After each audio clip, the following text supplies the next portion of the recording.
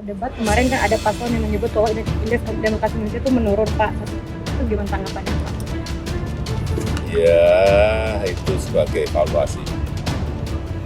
Tetapi yang jelas, kita ini kan tidak pernah melakukan pembatasan apapun dalam berbicara, dalam berpendapat. Ada yang maki-maki presiden, ada yang caci maki presiden, ada yang merendahkan presiden, ada yang menjelekan juga biasa-biasa saja. Di Patung Kuda, di depan istana juga demo, juga hampir setiap minggu, setiap hari juga ada, juga nggak ada masalah.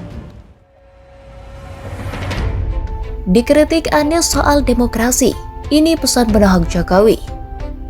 Calon Presiden atau Capres RI nomor urut 1 Anies Baswedan menilai indeks demokrasi Indonesia menurun. Hal itu Anies ungkapkan dalam debat pertama Pilpres. Kritikan Anies itu sontak direspons Presiden RI Joko Widodo. Ya, itu sebagai evaluasi, kata Jokowi sembari tersenyum.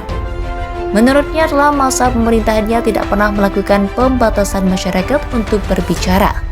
Bahkan ia mencontohkan dirinya juga kerap dicaci maki oleh masyarakat.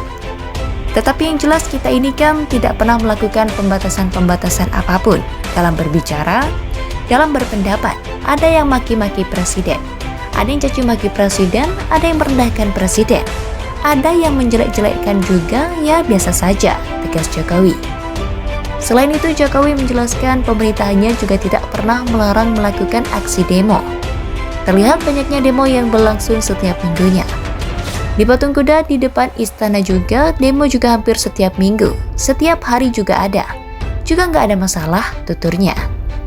Sebelumnya, calon Presiden Anies Baswedan mengkritik soal indeks demokrasi Indonesia dan kebebasan bicara yang menurun dalam debat di kantor KPU pada Selasa 12 Desember 2023 lalu.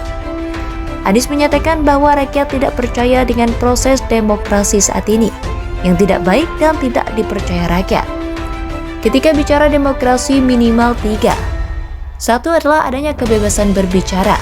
Kedua, oposisi penyeimbang pemerintah. Ketiga adalah pemilu. Proses pilpres yang netral, transparan, jurdil, kata Anies. Indeks demokrasi kita menurun. Bahkan pasal kewenangan karet kepada pengkritik misal UU ITE atau pasal 14 UU nomor 1 tahun 1946 itu, kebebasan berbicara terganggu, lanjutnya. Kedua, oposisi minim. Ujiannya besok bisakah pemilu netralitas? Ketiga, persoalan sekarang lebih luas dari partai politik atau parpol. Parpol perlu mengembalikan kepercayaan ini.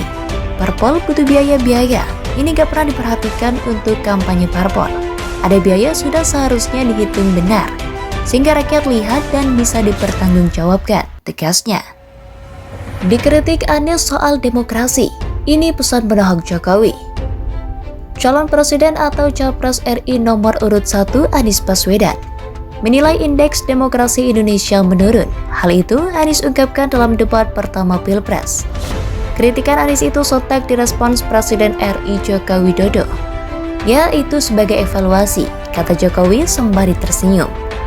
Menurutnya dalam masa pemerintahannya tidak pernah melakukan pembatasan masyarakat untuk berbicara. Bahkan ia mencontohkan dirinya juga kerap dicaci maki oleh masyarakat.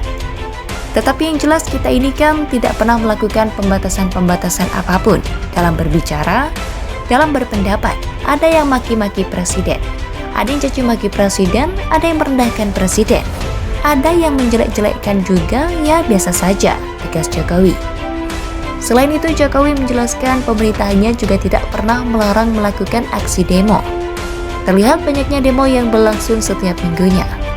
Di Patung Kuda di depan istana juga, demo juga hampir setiap minggu, setiap hari juga ada. Juga nggak ada masalah, tuturnya. Sebelumnya, calon Presiden Anies Baswedan mengkritik soal indeks demokrasi Indonesia dan kebebasan bicara yang menurun dalam debat di kantor KPU pada Selasa 12 Desember 2023 lalu.